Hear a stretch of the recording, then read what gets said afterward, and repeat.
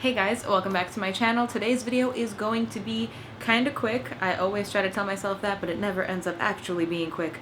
But I'm really gonna try this time because I got somewhere to be in a little bit over 12 hours. And where I'm going relates to the title of this video. I have done quite a bit of flying in the past year, not necessarily international travel, but I have done that many a time in the past and I hope to do many more trips in the future. Let's just get right into these tips and tricks. These are not necessarily mind-blowing facts, but if you were a close friend of mine and you were asking me like, oh my god, I'm packing and I need help, these are the types of things that I would tell you before you left on a trip. Number one, don't take all of your shoes. Just don't do it. I know, I can see you. I see that you are holding like 7 pairs of shoes for a 4-day trip. If it's like a weekend trip, you are not going to need more than 1 or 2 pairs of shoes. If say it's a week-long trip, maybe you will need a pair of comfortable shoes for your flight. You will need a pair of flip-flops if it is a beach vacation.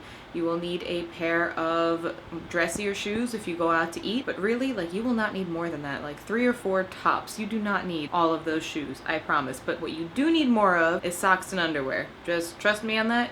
You can never have too many pairs of socks and underwear when you're going on vacation. Tip number 2 is going along with the you do not need all of those shoes, you also do not need all of that makeup. The way that I usually pack my makeup before a trip is that I will lay out all of the items in the order that I would be putting them onto my face, like foundation, concealer, powder, bronzer, highlighter, eyeshadow, eyeliner, mascara, brows, lips, and maybe like a setting spray. And I know that that sounded like, oh, that's only like 10 items. I know that you are going to want to take like 4 different eyeshadow palettes, but really try to condense it into one palette, one that covers like a neutral eye look, one that can totally do a smoky look, one that can do like some shimmers. You don't need to take like every color of the rainbow. The same goes for lip colors. You are probably only going to need 1 neutral lip and 1 more bold lip, like a red lip, but if you want to do also like a more bold color, maybe 3 lip colors. You don't need all 30 of your MAC lipsticks coming with you on a trip. So really try to take just what you know you are going to use, products that you use every single day. These tips are not in any order, but tip number 3 is probably one of the more important ones.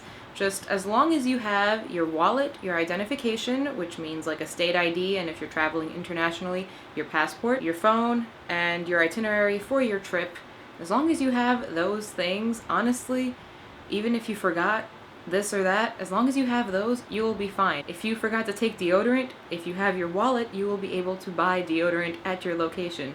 As long as you have those few things, you will be fine. Tip number 4 is to pack your own snacks to take on the flight, like protein bars or just snack bars, because airport food is just so ridiculously expensive. I always end up having to buy something at the airport anyway, but whenever you can avoid it, definitely do. I know some people avoid buying water at the airport by bringing an empty water bottle with them through security and then filling it up once they're through, and that could definitely save you a couple bucks. And although I advise against spending too much money on overpriced stuff at the airport, if you did not bring snacks and water with you, I would recommend buying them at the airport so that you have them on the plane to avoid getting ridiculously hungry on a plane. Because I don't know about you, but those meals that they offer on planes are like never really that delicious or satisfying. They're just kind of like, here's 3 grapes. And you also definitely want to avoid dehydration while you are flying. I personally am always so thirsty when I am flying. Tip number 5 is to always arrive to the airport early rather than late. It's always better to spend an hour sitting waiting for your flight to show up instead of running trying to catch your gate before it closes and then you have to wait for the next flight if there's space for you as a standby. Avoid that stress. And for domestic flights, I would suggest maybe 2 hours in advance, international 3 hours. If it's holiday time, possibly even more. I have had both scenarios where if I show up 2 hours early for a domestic flight and I get through security in literally 5 minutes and then I'm bored for an hour and a half, but I would much rather have that situation and be relaxed before I get on my flight rather than the one time that I showed up 3 hours early for a domestic flight and I still was the last person to board my flight. By some miracle, the door did not close on my face. I'm sure you've heard it a million times, but seriously, just show up early, avoid the stress. It's so much better than being the last person scrambling to get on a flight and missing it, and just no one wants that. Tip number 6 is to make sure that you pack a book music, tablet, something to do on your flight. If your flight is more than an hour long, you're probably gonna get bored. I wouldn't necessarily rely on the entertainment that they will provide. The movies sometimes are not that great. Sometimes a plane doesn't even have that option. I personally always bring at least one book with me, and that provides solid entertainment during my flight. If you are on a longer flight, something else that I would advise that you do is get up every hour or so and just walk up and down the aisle a little bit. It's going to help with any swelling you've got going on. My feet do get kind of swollen when I fly, and that's just something that happens to people when they fly. And a way to prevent it from happening or lessen swelling going on is by getting up and just getting the blood flowing, because your blood is just kind of sitting. You're not moving, you're just stationary up in the sky. So just get up, stretch, do a couple squats if you have to, if you've got room. You probably don't have room.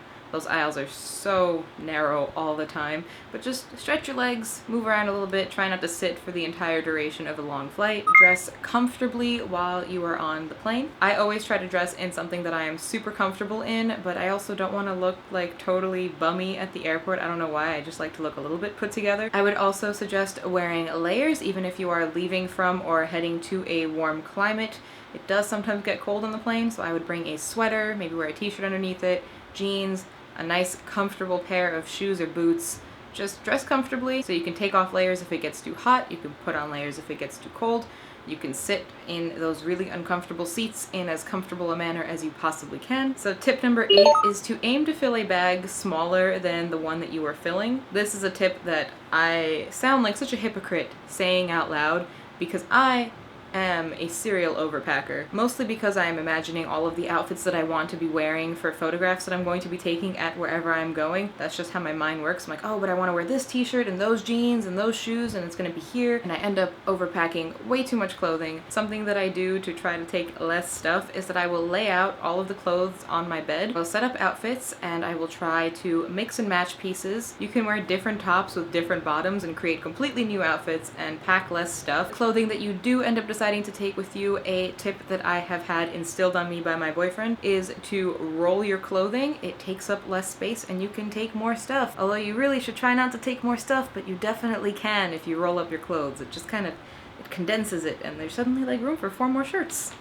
Tip number 9 that I have is something that I learned from a past mistake, and I am passing on the experience to everyone that watches this video in hopes that you don't do the same as I did. The first time that I rented a car, I was a little bit stressed out because I'm pretty sure it was the first time that I was traveling alone on a plane in general. I had booked my car rental online beforehand, so I knew roughly how much it was going to cost when I got to the airport, and I got to the kiosk because I didn't even get to talk to a real person. I'm talking to a screen with a person through a phone, and it's someone in a different state, and it was a very strange, surreal experience from the get-go. They just managed to convince me that I needed this, that, this, and that on top of just the car. All you ever really need is the car. If you've got car insurance, you don't need their insurance. You don't need to have them fill up the gas tank for you. They are going to overcharge so much. Just stop at the exit before the airport, fill up your tank there, and you are going to be good to go. Really don't need all of the bells and whistles that they try to sell you, and I'm sure that this happens with flying as well, where they try to like upgrade you when you get to hotels and they try to get you to get this thing and get that thing and buy this package. If you didn't want it when you booked it, you probably don't want it now. And my final tip is for when to book flights, how to book flights, all of that jazz. I feel like I have become a pro at finding the best deals for flights. Generally, ticket prices for flights are cheapest between 4 to 7 or 5 to 8 weeks out from the day that you are planning to travel. Try to avoid booking your flights towards the weekend. They know that more people are looking for flights towards the weekend rather than the beginning of the week, so prices spike towards the weekends. I really hate the fluctuation that airfare prices go through. Like, I just want to know that getting from point A to point B is going to cost C amount of money, but it could cost D amount or E amount or somewhere in between or somewhere on the outsides. It's so obscene how much the prices can vary. But I get a general idea that it's going to cost about this much money. I check on all of those like travel websites like Expedia, Travelocity, Orbitz, all of those. I also have this app on my phone. Trust me, no affiliation, no sponsorship. They got no idea who I am, but it is called Hopper. I believe I've mentioned it in a previous video before in my Diary of an Army Girlfriend series, but it's basically like all of those travel sites in one, but you don't get to book anything through it, I don't think. I think you can just like track how much the ticket prices are per day. It'll tell you like, oh, if you wait a week, you might save like $50 on your flight, or it'll say, oh, you should really book this now because generally prices are going to start spiking like crazy in the next 2 days, so you should really book now. I also suggest if the flight is just super expensive, check if there are surrounding airports that are roughly around the same distance away from where you are heading. Sometimes a non-stop flight is the cheaper one, sometimes one with 1 or 2 stops is cheaper. It's really just a lot of Googling and searching and just gathering your information to try to save yourself as much money as you possibly can. So I'm pretty sure that was 10 whole tips that I have gathered for traveling. I could definitely do more in-depth videos within each topic, so if you guys are interested in more travel tips and tricks and things like that, leave suggestions in the comment section down below on what kind of tips and tricks you would like to hear more about. But thank you guys so much for watching my 10 tips and tricks on traveling. If you enjoyed this video, make sure you leave it a nice big thumbs up for me. I need to go and apply all of these tips and tricks right now because I need to finish packing, I need to get to the airport, I need to fly. I am going to explode, but then I'm going to relax. So if you guys would like to see any photos that I'm going to be posting from the Dominican Republic, make sure you are following me on all of my social media platforms. I always have links to them all in the description box down below, and I'm definitely going to be posting at least one travel vlog from the Dominican Republic, so if you're not already subscribed to my channel, you totally should. I post new videos every Tuesday and Saturday at 3 p.m. Eastern Standard Time, and I will see you guys in my next video. Bye!